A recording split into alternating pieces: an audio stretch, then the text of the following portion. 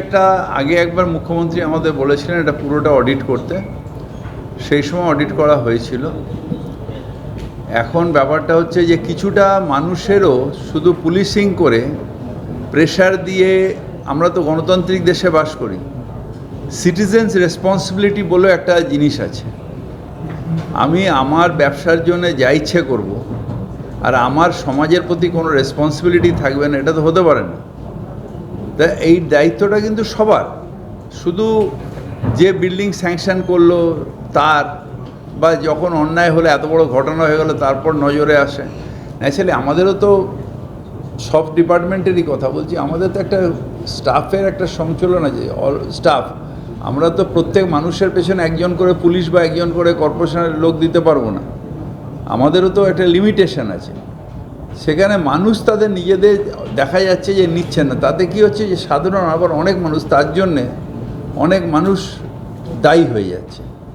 আমরা আজকেই একটা নোটিফিকেশন বার করে দিয়েছি যে ছাদ মানে কমন এরিয়া, ছাদে কেউ বিক্রিও করতে পারবে না। ছাদ কমন এরিয়া হিসেবেই গণ্য হবে, প্ল্যানের মধ্যেও গণ্য হবে কমন এলাকা হিসেবে। এটা যেরকম সিঁড়ি কেউ বিক্রি করতে পারে না, নিচের ওপেন স্পেস কেউ বিক্রি করতে পারে না, সেরকম ছাদও কেউ কোনোদিন বিক্রি করতে পারবে না, এনক্রোচ করতে পারবে না। রুফটপগুলো খোলা থাকবে, যাতে মানুষ যদি কোনো দিন ধরুন নিচে আগুন লাগলো,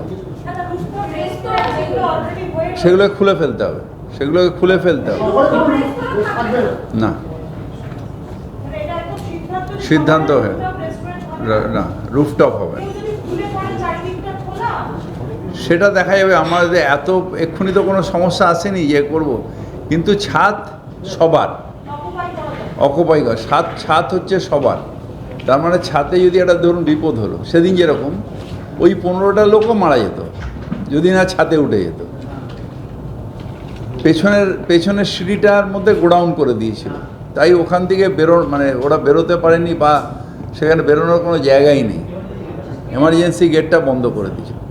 যেটা স্টিফেন কোর্টে হয়েছিল, সিঁড়ি ছিল ছাদের, কিন্তু ছাদের এটা বন্ধ, চাবি বন্ধ ছিল, সেখানে বেশিরভাগই বডি ও ছাদ পর্যন্ত চলে গেছিলো। আগুনের গ্রাসটা আসার পর আমিও তখন গেছিলাম, আমি তখন অপোজিশনের এমএলএ ছিলাম।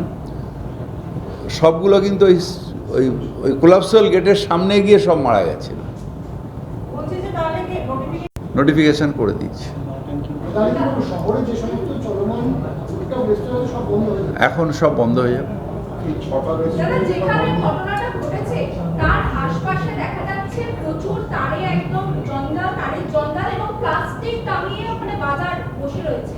এটা অলরেডি আমার সাথে কমিশনারের কথা হয়েছে, একটা সব ডিপার্টমেন্ট নিয়ে শিগগিরই গভর্নমেন্ট একটা যেটা মুখ্যমন্ত্রী বলেছেন একটা করবে, কি বলে কমিটি করছে। আমরা এগুলো সবই সেই কমিটিতে নেব, কারণ সবটা তো কর্পোরেশনের এখতিয়ারের মধ্যে নেই। যেমন রাস্তায় প্লাস্টিক টাঙানো, রাস্তার মধ্যে প্লাস্টিক ছাওয়া, এটা তো আমার এখতিয়ারের মধ্যে নেই। সুতরাং সবাইকে মিলে একটা কমিটি মুখ্যমন্ত্রী যখন অ্যানাউন্স করেছেন, গভর্নমেন্ট নিশ্চয়ই এটা নোটিফিকেশন বার করলে আমরা সেই অনুযায়ী যা যা দরকার সেগুলো সব করব।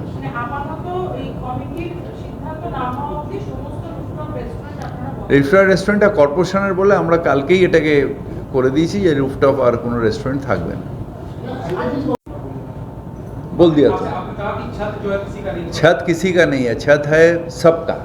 जो वो बिल्डिंग में रहते हैं सबका छत है। कोई छत अगर घेर लेता है, उसमें एनक्रोच करता है, ये इलीगल है। छत सबका है और वही हिसाब से नोटिफिकेशन भी कॉर्पोरेशन निकाला है। छत में सबका है, क्योंकि छत ऐसा एक जगह है जहाँ हमको अगर आग लगा, कोई दुर्घटना घटा, या हम नीचे जाएंगे, अगर ऊपर आग लगा तो हम नीचे जाएंगे, अगर नीचे आग लगा तो हमको ऊपर जाना है। तो ना हम नीचे कॉमन एरिया बंद कर सकते हैं, ना छत बंद कर सकते हैं।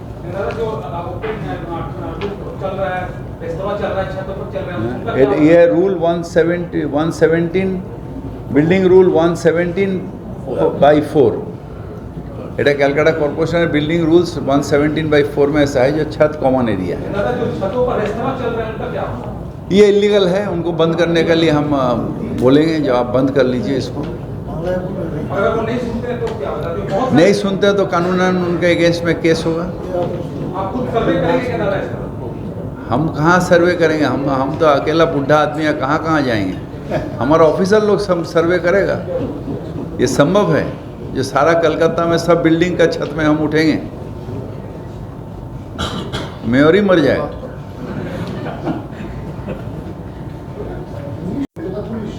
ইন্টিরিয়ার ডেকোরেটরকে তাকে অ্যারেস্ট করেছে, কারণ পুলিশের এই তথ্য হচ্ছে যে সে সম্পূর্ণ অবৈধভাবে ওখানে পার্টিশন তৈরি করে কার্যবস্তু হতে পারে, আমি এটা জানি না। প্রশ্ন হচ্ছে এই জায়গায় এই ধরনের কমার্শিয়াল স্পেস এই পুরসভাকে না জানিয়ে তার ভেতরের অন্দরসজ্জা চেঞ্জ করে দেওয়া বা পার্টিশন তৈরি করানো, এই বিষয়ে কিছু ভাবছেন আপনারা?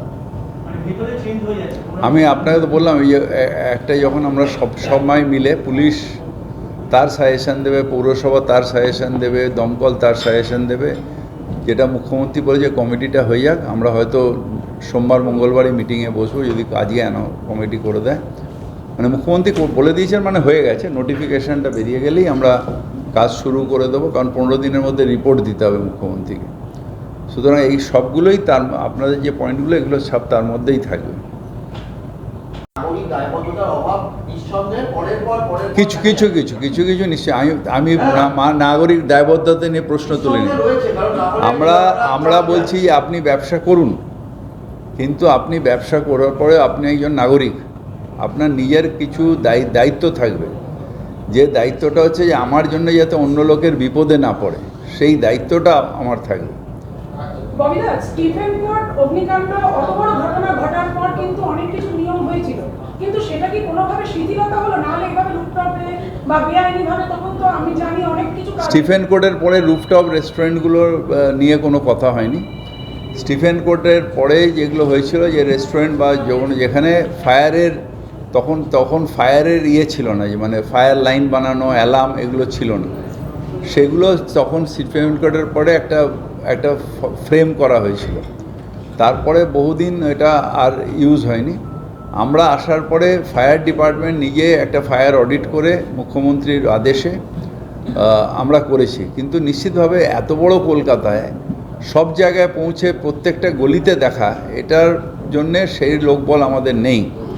আমরা মানুষকে যারা করছেন, আমরা পুলিশিং করে ডান্ডা মেরে বন্ধ করে দিলাম, এটা না করে যদি আমার নিজের দায়িত্ব থাকে, সেটার জন্যই নাগরিক বলেছি যে নিজের দায়িত্ব যদি আমার থাকে, আমি ব্যবসাদার কিন্তু আমার একটা দায়িত্বশীল ব্যবসাদার, এইটা হওয়া অত্যন্ত জরুরি।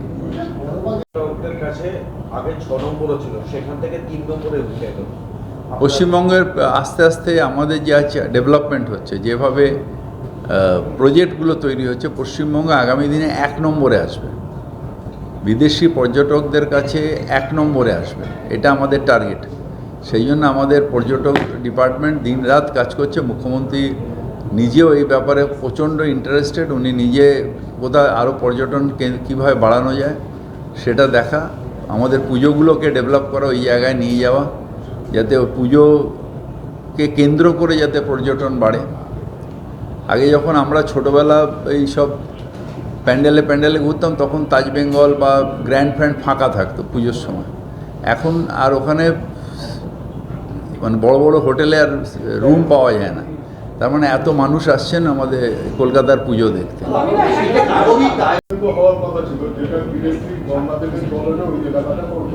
আমাদের বহু জায়গায় বড়বাজারে আমরা অলরেডি কলকাতা কর্পোরেশন থেকে দমকলের রিকোয়েস্টে আমরা অনেক জায়গায় ডিপ টিউবওয়েল করে দিয়েছি। সুতরাং জলের অভাব নেই। মানে আগে যেরকম ছিল, কলকাতা একটা জায়গায় আগুন লাগলে জল আসতো না, এখন কলকাতায় জলের জন্যে দমকল কাজ করতে পারেনি এরকম হয়নি, সেটা এবারও হয়নি। এবার জলের কোনো অভাব ছিল না, এবং দমকলও ওই জায়গা দিয়ে ন্যাচারালি ফল টল সব পড়ে থাকে রাস্তার উপরে, এসেছে, টাইমলি এসছে, কেউ বললেনি যে দমকলও দেরিতে এসেছে।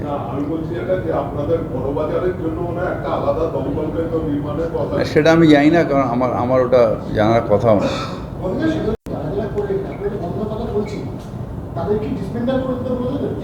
হ্যাঁ, তাই প্রথমে তো তাই দে, আমরা তো প্রথমেই গিয়ে লাঠি সোডা নিয়ে গিয়ে বন্ধ করি না, প্রথমে তাদেরই বলি আপনারা ডিসম্যান্টেল করে দিন।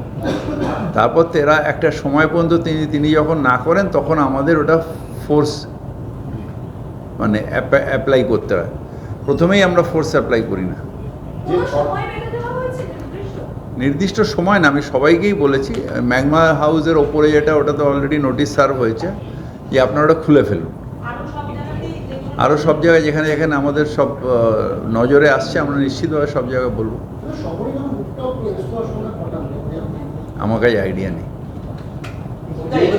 হ্যাঁ, আমরা কালকেই আমি পুলিশ কমিশনারকে রিকোয়েস্ট করেছি যে আপনি একটা ওসিদের কাছ থেকে একটা লিস্ট নিয়ে আপনি আমাকে দিন যে কোথায় কোথায় আছে, তাহলে আমরা নোটিশগুলো সার্ভ করে দেবো।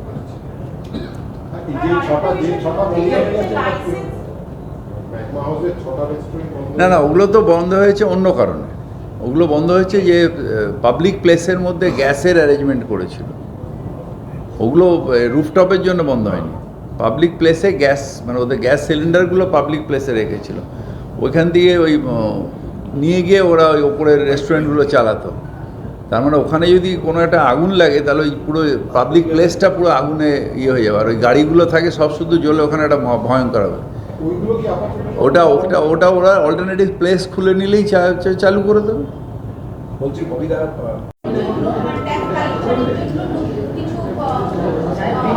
যেখানে আমাদের বিল্ডিং স্যাংশন হচ্ছে সেই জায়গাগুলো আমরা সাথে সাথে আমরা অ্যাসেসমেন্ট ডিপার্টমেন্টকে জানিয়ে দিচ্ছি। অ্যাসেসমেন্ট ডিপার্টমেন্ট ওই বিল্ডিংয়ে যে স্যাংশন নিয়েছে, মানে সেটা প্রমোটার হোক, বিল্ডিংয়ের মালিক নিজে হোক, তার নামে ওই বেসিসে আমরা ফ্ল্যাটগুলোর সব অ্যাসেসমেন্ট করে দেবো। ধরুন অনেক বিল্ডিং আছে যে ইচ্ছে করে নিয়ে 10 বছর ধরে চলছে, আমরা তো ট্যাক্সটা লুজ করব না, এটা করে দেবো। এবং যারা দায়িত্ব নেবেন বিল্ডিংটা, তাদের নামে প্রত্যেকটা ফ্ল্যাট অ্যাসেস হয়ে যাবে। তিনি যখন বিক্রি করবেন তখন সেল ডিড অনুযায়ী আমরা আবার মিউটেশনটা যে কিনবেন তার নামে করে দেবো, কিন্তু অ্যাসেসমেন্টটা সাথে সাথে হয়ে যাবে।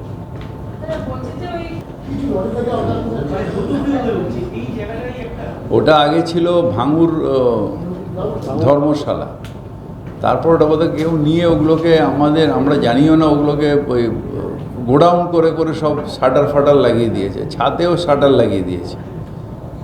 আমি গেছিলাম ওখানে, যেদিন অগ্নিকাণ্ড হলো তার পরের দিন গেছিলাম, 2জন পূজারীজি মারা গেছেন ওখানে। তো এগুলো ইলিগাল হয়েছে, আইনত ব্যবস্থা নেব।